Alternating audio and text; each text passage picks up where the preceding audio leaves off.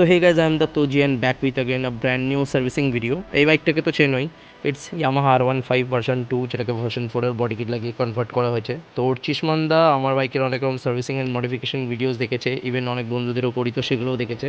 That's why say trust করে আমাদের কাছে এই গাড়িটা দিয়ে গেছে for the minor servicing and some maintenance, যে আর কী করলে গাড়িটা ইয়ে হয়।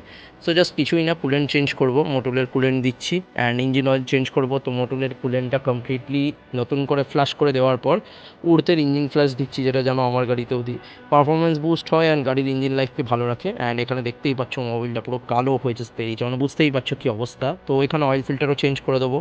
অয়েল ফিল্টারের যে কন্টেনার মানে যেখানে থাকে সেখানটাও ভালো করে সুন্দর করে ক্লিন করবো উইথ দ্য WD-40। সো ওর ওয়াশার অ্যান্ড ও রিংসও ক্লিন করে দিয়েছি অ্যান্ড নতুন অয়েল ফিল্টারে অয়েল দিয়ে ভালোভাবে সার্কুলেট করে এটাকেও কমপ্লিট প্যাক করে দিলাম। ড্রেন বোল্টটাকেও প্যাক করে দিয়েছি অ্যান্ড নতুন ইঞ্জিন অয়েল ফিল করলাম। এরপরে এয়ার ফিল্টার চেঞ্জ করবো। তো এয়ার ফিল্টার দেখতে পাচ্ছ কি নোংরা হয়েছে অ্যান্ড এর বেসটাকেও ক্লিন করে দিয়েছি। সো নতুন এয়ার ফিল্টারও রেডি হয়ে গেল অ্যান্ড বাইক আমাদের রেডি।